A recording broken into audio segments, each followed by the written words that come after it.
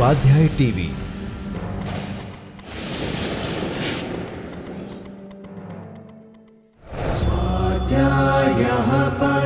Doctor Baba Saheb Ambedkar open university.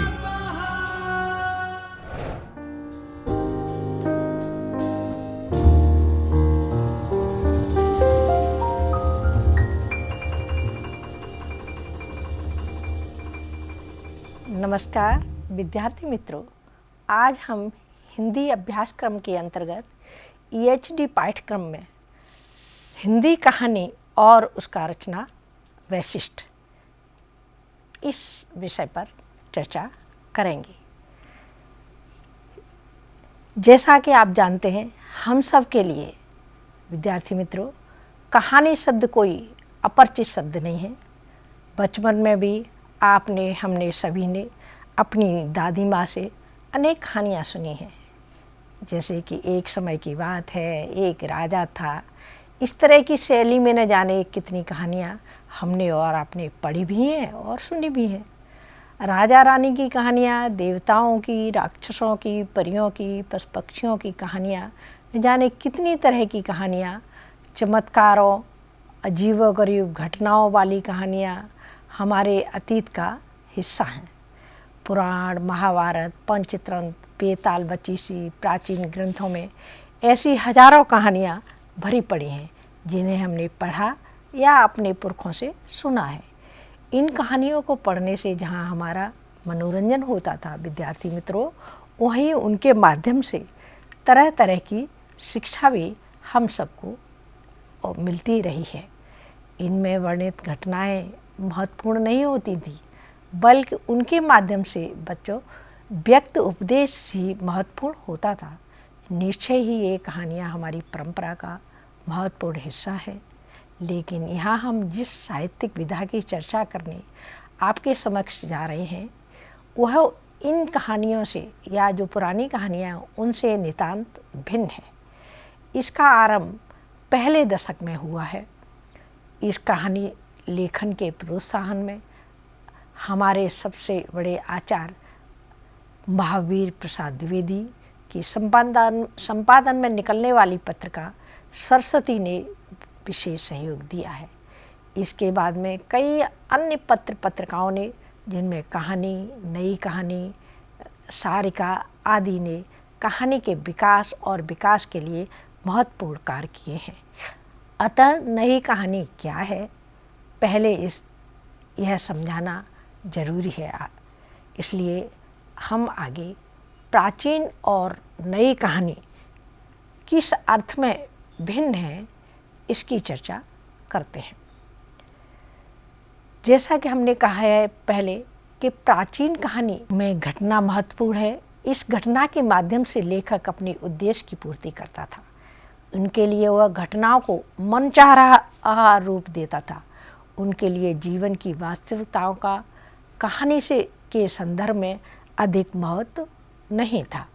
कहानी की रचना के लिए वह काल्पनिक, दैवी या चमत्कारिक की घटनाओं का सहारा लेता था। लेकिन आज का कहानीकार कहानी की रचना करते समय जीवन के प्रत्येक अंग पर पहले गहरा विचार करता है और यह ध्यान रखता है कि जिस कहानी की वह रचना करने जा रहा है वह अवास्तविक तो नहीं लगेगी। जो चरित्र वह निर्मित कर रहा है वह जीते जागते इंसान की तरह लगेंगे। वह उनके द्वारा ऐसे कार्य संपन्न नहीं करा सकता जिसके कारण जो मनुष्य के लिए असंभव है। निश्चय ही यह एक बहुत बड़ा फर्क अनायास ही कहानी में आया है। 18वीं और 19वीं शताब्दी में आए हुए परिवर्तनों ने मनुष्य की सोच में क्रांतिकारी परिवर्तन ला दिया था।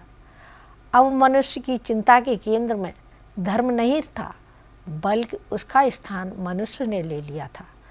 इसलिए मनुष्य की सोच भी और अधिक वास्तविक जीवन के अधिक निकट हो गई थी। इसका असर साहित्य की रचना पर भी पड़ा।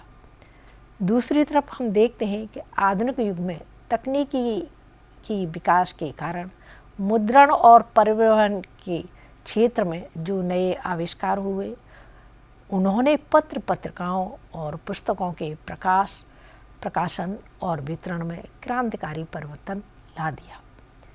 इन्होंने भी साहित्य पर बहुत बड़ा प्रभाव डाला और गद्य विधाओं के विकास को प्रोत्साहित किया।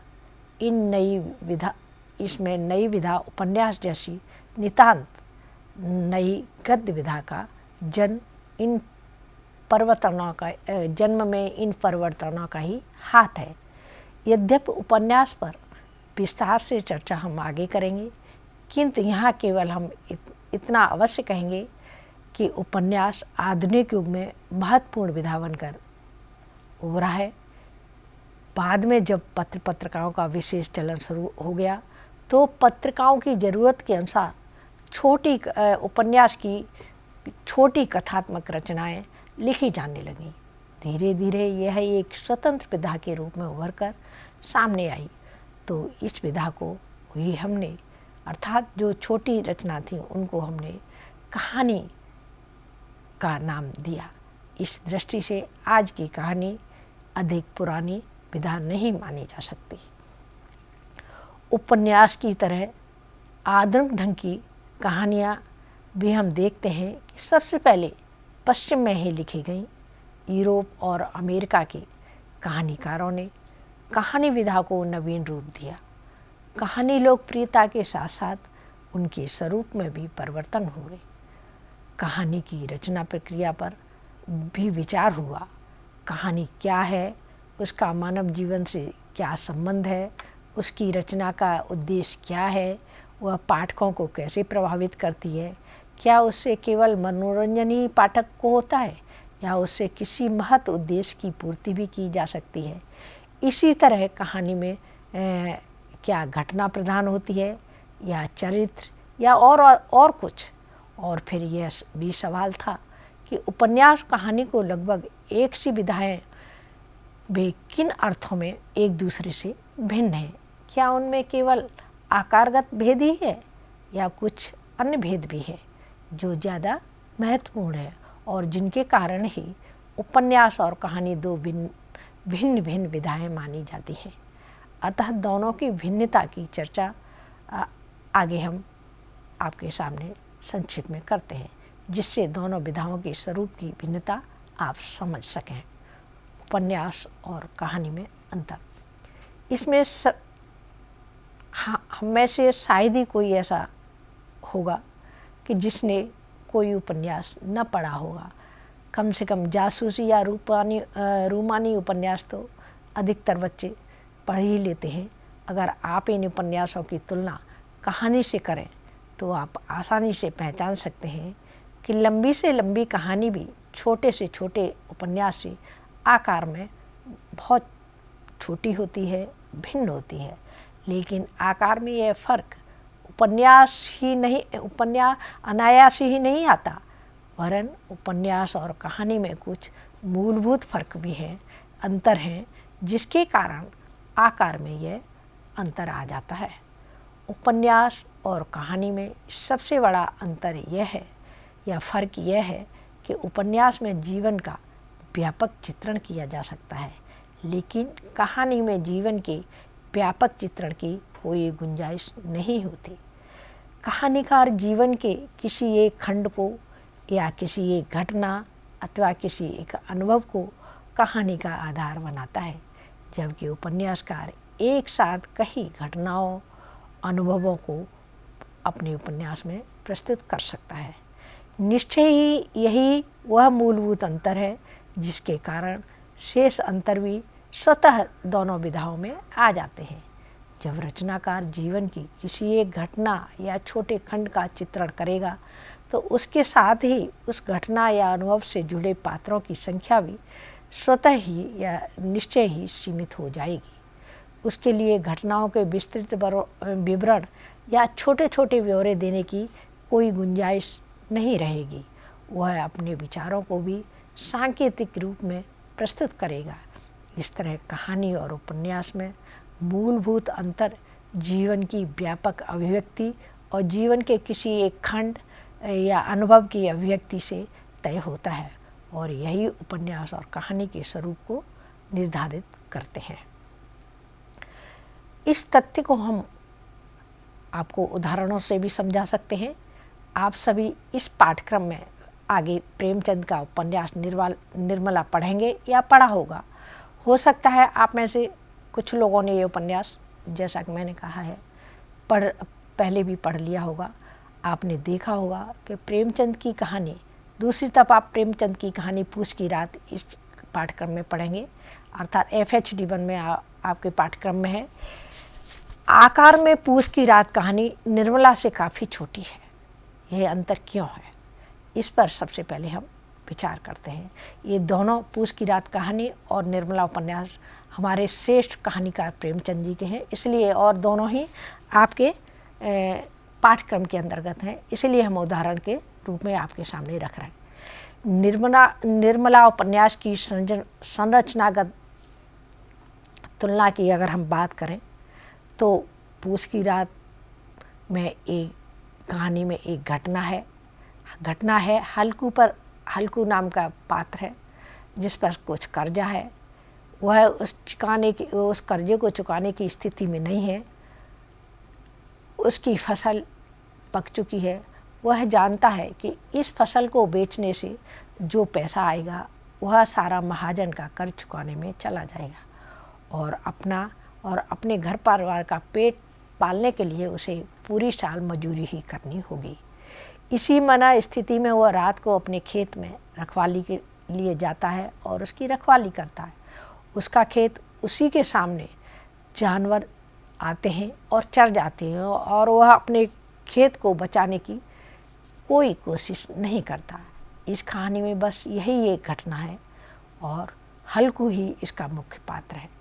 इसके विपरीत आप देखेंगे कि निर्मला, जो प्रेमचंद जी का उपन्यास है, प्रेमचंद जी के कई उपन्यासों से यह आकार में छोटा है, इसलिए हम आपके सामने इसे रख रहे हैं। निर्मला के विस्तृत जीवन का परिचय इस उपन्यास के अंदर दिया गया है। उपन्यास का आरंभ ही निर्मला के विवाह की बातचीत से होता है। उसका विवाह तय होता है, लेकिन पिता के आकस्मिक देहांत के कारण उसकी माता इस विवाह के लिए दहेज देने की स्थिति में नहीं रहती है और फलस्वरूप उसकी सगाई टूट जाती है। बाद में उसका विवाह एक अधेड़ उम्र के वकील तोताराम से तय होता है, जिसके के पहले से ही 3 बड़े बेटे हैं। निर्मला के जीवन की दुख भरी लंबी गाथा ही यहाँ से शुरू होती है और उपन्यास का कथानक यही है। उसकी सौतेले बड़े बेटे की मृत्यु, दूसरे द्वारा आत्महत्या, तीसरे का घर से भाग जाना, बेटी का जन्म होना, भयानक गरीबी, इतनी विपदाओं से जूझती हुई निर्मला की मृत्यु के साथ उपन्यास का अंत होता है। यहाँ निर्मला के जीवन का व्यापक चित्रण है। निर्मला उपन्यास की नायिका है, लेकिन इसके अतिरिक्त भी कई पात्र हैं जो कम महत्वपूर्ण नहीं है। उपन्यास में एक के बाद एक घटनाएं आती हैं और कहानी के मूल तथ्य को संपूर्ण बनाती हैं। कहानी का परिवेश भी पर्याप्त विस्तृत और कई वर्षों के लंबे कालखंड में उपन्यास फैला हुआ होता है, जबकि पूस की रात केवल एक रात की कहानी है। आप विद्यार्थी मित्रों, ये दोनों उदाहरण हमने उपन्यास और कहानी का आप फर्क समझ सकें कि यह आकारगति फर्क नहीं होता है, वरन संरचनागत भी इन दोनों विधाओं में अंतर है और हम इन्हें इसके आधार पर आप इन्हें पहचान सकते हैं। जैसा कि हजारी प्रसाद द्विवेदी जी के शब्दों में कहें तो हम कह सकते हैं कि उपन्यास में जहाँ पूरे जीवन की नाप जोख होती है, वहीं कहानी में उसकी सिर्फ एक झांकी मिलती है, जो वास्तव में सही है। मानव चरित्र के किसी पहलू पर या उसमें घटित किसी एक घटना पर प्रकाश डालने के लिए छोटी कहानी लिखी जाती है। कहानी क्या है, कहानी हो या उपन्यास, सबसे महत्वपूर्ण बात यह है उसमें कहानी या कथा अवश्य होनी चाहिए। अगर उसमें कहानीपन ही नहीं तो हम चाहे कोई नाम दे दें, कहानी या उपन्यास, उनको नहीं कह सकते हैं। अगर हम किसी भी कहानी पर विचार करें तो पाएंगे कि उसमें निम्नलिखित बातें अवश्य होती हैं। पहली है कि उसमें कोई न कोई घटना या कार्य व्यापार अवश्य होता है। दूसरे, घटना या व्यापार मानव जीवन से संबंधित होते हैं। तीसरा, कहानी में प्रस्तुत घटना किसी न किसी स्थान और काल में अवश्य घटती है। आगे जिनकी जीवन की कथा सुनाई जा रही है वे प्रायः आपस में और कभी खुद अपने से बातचीत भी करते हैं। इसके साथ ही प्रत्येक कहानी का कहानी कहने का अपना अलग ढंग होता है, शैली होती है। अर्थात कहानीकार के सामने कहानी लिखने का कोई न कोई कारण अवश्य होता है। ये 6 बातें प्रत्येक कहानी में होंगी और यह संभव है कि कुछ कहानियों में इनमें से कोई 1-2 बातें अधिक महत्वपूर्ण ढंग से व्यक्त हों, लेकिन ऐसा संभव नहीं है कि इनके बिना कहानी की रचना हो सके। इन्हीं को ही हम कहानी की साहित्यिक भाषा में तत्व कहते हैं। इन्हीं बातों को कहानी की शास्त्रीय भाषा में या साहित्यिक भाषा में कहें तो निम्नलिखित नाम देते हैं। पहला कथा वस्तु, दूसरा पात्र या चरित्र चित्रण, तीसरा देश काल या परिवेश, चौथा संवाद और भाषा, पांचवा शैली और अंतिम छठा उद्देश्य। कहानी के इन्हीं परंपरागत तत्वों को हमने कहानी के विवेचन का आधार बनाया है, किंतु कुछ अंतर के साथ। संवाद और भाषा और शैली, इन तीनों तत्वों का संबंध संरचना शिल्प से होता है, इसलिए हमने इसका नाम संरचना शिल्प दिया है। यद्यपि इसके अंतर्गत 3 तत्व का ही विवेचन होगा, यह इसलिए कि ये तीनों तत्व एक दूसरे से संबंध है। इसी तरह हमने उद्देश्य के बजाय यहाँ आगे जहाँ कहानी तत्व कहेंगे प्रतिपाद्य कहना अधिक उपयुक्त समझा है। और इस दृष्टि से हम कहानी के अंतर्गत कहानी के उद्देश्य के साथ साथ उसकी रचनागत परिणति और रचनाकार की दृष्टि पर भी विचार कर सकेंगे। इस तरह हम कहानी के विभिन्न तत्वों को निम्नलिखित रूपों में आगे आपके सामने प्रस्तुत कर विवेचन करते हैं। कहानी के तत्व, जैसा कि हमने पहले बताया है कि कुछ भिन्नता के बाद वही तत्व है कथा वस्तु, चरित्र चित्रण, परिवेश, संरचना शिल्प और प्रतिपाद्य। अब हम आगे इन्हीं तत्वों को एक एक तत्व को लेकर आपके सामने चर्चा करते हैं। सबसे पहले कथा वस्तु। कथा वस्तु का अर्थ है कहानी में प्रस्तुत घटना, किंतु यह घटना विस्तृत नहीं होती बल्कि घटना बहुत छोटी होती है। जैसा कि हमने पहले उदाहरण में पूस की रात में कहा था कि यह आवश्यक नहीं है कि कहानी में वर्णित घटना स्थूल या असाधारण हो। आप FHD पाठ्यक्रम में यशपाल की पर्दा कहानी भी पढ़ेंगे जिसमें घटना बहुत साधारण सी है। यही बात मन्नू भंडारी की आपके पाठ्यक्रम की कहानी अकेली में पाएंगे। प्रसाद जी की कहानी आकाशदीप में तो केवल 2 पात्रों के मन का अंतर्द्वंद ही चित्रित हुआ है। अतः कहानी की विशेषताएं क्या हैं यह आपको जानना जरूरी है। एक अच्छी कहानी में कथा वस्तु का ठोस और सुसंबद्ध होना बहुत ही आवश्यक है। कोई ऐसी बात या प्रसंग उसमें वर्णित नहीं होना चाहिए जो कहानी में अनावश्यक लगे। जितना संभव हो घटनाओं, स्थितियों और भावों का वर्णन बहुत ही संक्षेप में और सांकेतिक रूप में करना चाहिए। तथ्य प्रत्येक घटना, प्रसंग, स्थिति परस्पर संबद्ध और कहानी के मूल भाव या चरित्र को विकसित और स्पष्ट करने वाली होनी चाहिए। जीवन यथार्थ कथा वस्तु का आधार होना चाहिए। आज कहानियों में काल्पनिक और अविश्वसनीय घटनाओं को चित्रित करना उचित नहीं माना जाता है। यह अवश्य है कि शिल्प प्रयोग के तौर पर इस तरह की रचना की जा सकती है, लेकिन वहाँ भी कथा वस्तु में अंतर्निहित सत्य मानव जीवन के यथार्थ से संबंध होना चाहिए। कथा वस्तु का विकास पहले कहानी की रचना वर्णनात्मक रूप में हुआ करती थी, जैसा कि दादी अम्मा वगैरह की कहानियाँ होती थी, लेकिन घटना का आरंभ, उसका और अंत, आरंभ, विकास और उसका अंत, लेकिन अब इसे अनिवार्य नहीं माना जाता। कहानी का आरंभ अब किसी भी रूप में हो सकता है, दो पात्रों के पारस्परिक संवाद द्वारा, किसी चरित्र के अंतर्द्वंद द्वारा, डायरी या पात्र शैली में। कहने का अर्थ ही यह है कि कहानीकार कहानी के कथ्य के अनुसार उसके आरंभ, विकास और अंत को निश्चित करता है। इसके विपरीत यह भी संभव है कि कहानी अपनी चरम परिणति पर पहुंचकर समाप्त हो जाए, जैसा कि पर्दा कहानी में आप देखेंगे।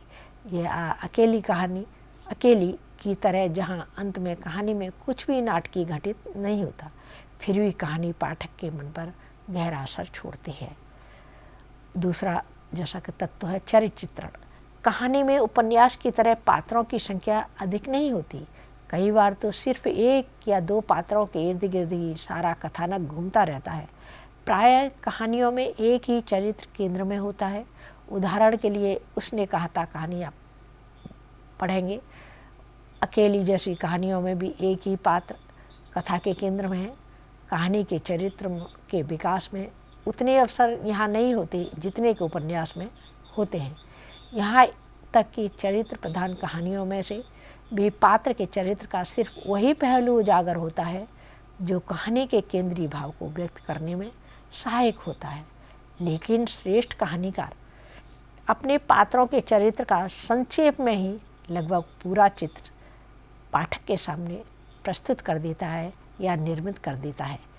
जैसे उसने कहा था में लहना सिंह के चरित्र के कई पक्ष हमारे सामने उजागर होते हैं। इसी तरह शतरंज के खिलाड़ी में मिर्जा और मीर के चरित्र के कई पक्ष आप लोग देख सकते हैं या समझ सकते हैं। कहानी में चरित्र के विकास का अवसर उन कहानियों में अधिक होता है जो मनुष्य के मनोभावों के संघर्ष को कहानी का विषय बनाती हैं। आज की कहानियों में नितांत कल्पित और अविश्वसनीय चरित्रों की सृष्टि बिल्कुल नहीं होती है। पात्रों में सजीवता और स्वाभाविकता का होना परम आवश्यक माना जाता है। वे प्रेमचंद की कहानियों की तरह वर्ग विशेष का प्रतिनिधित्व करने वाले पात्र भी हो सकते हैं और जयशंकर प्रसाद जी की कहानियों की तरह मनुष्य के अंतर्द्वंद को प्रस्तुत करने वाले भी हो सकते हैं। लेकिन किसी भी रूप में हमें यह नहीं लगना चाहिए कि वे नकली हैं, गढ़े हुए हैं, क्योंकि ऐसा लगने पर हम उनके कार्यों और विचारों से प्रभावित नहीं होंगे। इसके लिए यह जरूरी है कि कहानीकार मानव स्वभाव का सूक्ष्म पहले अध्ययन करे। ऐसा करने पर ही वह पात्रों के चरित्र का स्वाभाविक चित्रण कर सकेगा। अपने उद्देश्य की पूर्ति के लिए पात्रों को मनचाहा रूप देते हैं। इस तरह के चरित्र भले ही लेखक के उद्देश्य की पूर्ति करने में सक्षम हो जाते हैं, लेकिन वो पाठक को प्रभावित नहीं कर पाते। चरित्र चित्रण की विधियां की बात करें तो हम चरित्र चित्रण के लिए कहानीकार अनेक विधियां अपनाता है। सबसे पहले तो उस पात्र के कार्य की, उसके चरित्र को उजागर करता है।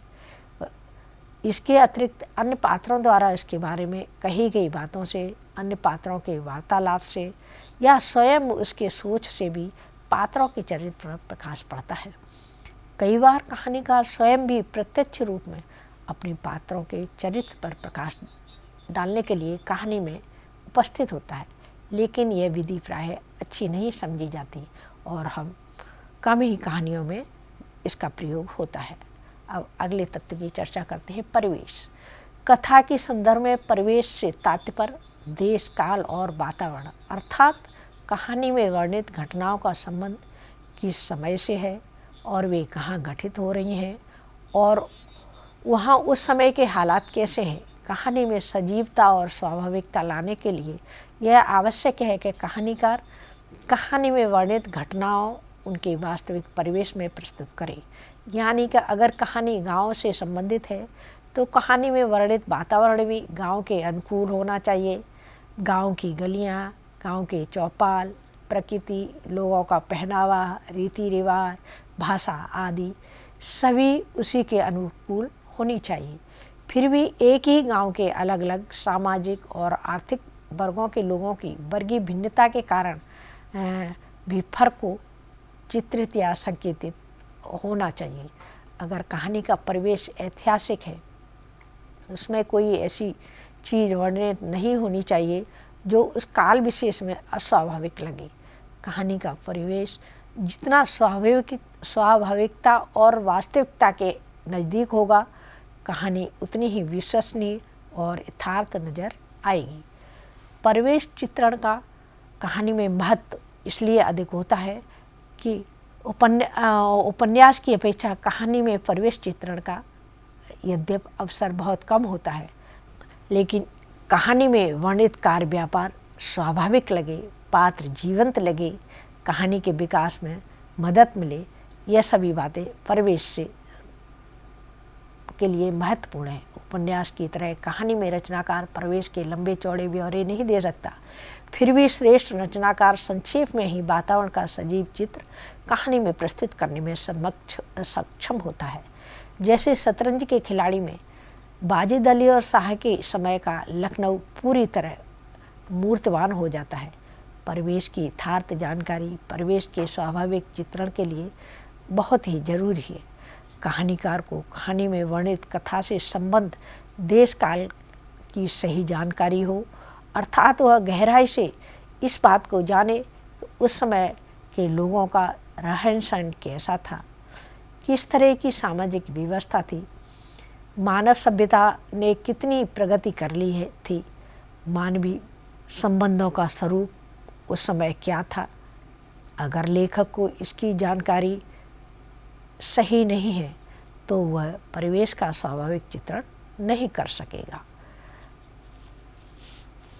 अब हम आगे चर्चा करते हैं संरचना शिल्प पर। जैसा कि विद्यार्थी मित्रों, हमने पहले भी आपको बताया है कि इस संरचना शिल्प के अंतर्गत हम कहानी की भाषा, उसकी शैली और संवाद तीनों ही तत्वों पर चर्चा करेंगे, क्योंकि इनका संबंध कहानी की रचना के शिल्प पक्ष से होता है। भाषा, कहानीकार की रचना की सारी विशेषताएं भाषा के माध्यम से ही हमारे और आपके सामने आती हैं। इसलिए कहानी की भाषा को कहानी की संरचना का प्राण कहा जाता है या प्राण माना जाता है। शब्दों के द्वारा ही कथा में रोचकता, पात्रों में सजीवता, परिवेश में स्वाभाविकता आती है। रचनाकार का भाषा पर जितना अधिक अधिकार होगा, उसकी रचना उतनी ही उत्कृष्ट और श्रेष्ठ होगी। एक ही कहानी में भाषा के कई रूप हो सकते हैं। जहाँ केवल लेखक केवल अपने विचारों को प्रकट करता है, वहाँ अवश्य भाषा उसकी अपनी हो सकती है, लेकिन पात्रों के संवाद, परिस्थितियों के चित्रण तथा कथा के वर्णन में भाषा कहानी की कथा वस्तु के अनुकूल होनी चाहिए।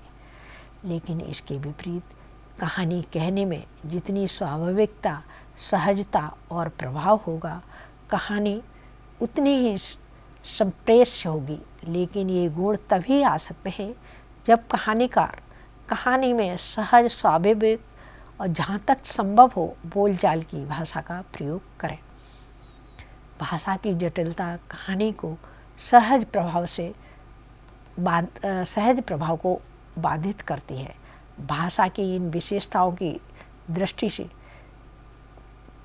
इस पाठ्यक्रम में शामिल सभी कहानियाँ उत्कृष्ट कही जा सकती हैं। अगर शतरंज के खिलाड़ी और पर्दा में उर्दू मिश्रित बोलचाल की भाषा का रस मिलता है, तो जयशंकर प्रसाद की आकाशदीप कहानी में भाषा का एक विशेष रूप आप उत्कृष्ट संस्कृतनिष्ठ उत्कृष्ट रूप देखेंगे। इसी तरह शैली, कहानी चाहे घटना प्रधान हो, चरित्र प्रधान हो, विषय वस्तु उसकी ऐतिहासिक हो, सामाजिक हो, समकालीन हो, चाहे वह जिस दृष्टि या उद्देश्य से लिखी गई हो, प्रत्येक कहानीकार का कहानी लिखने का अपना एक अलग अंदाज होता है।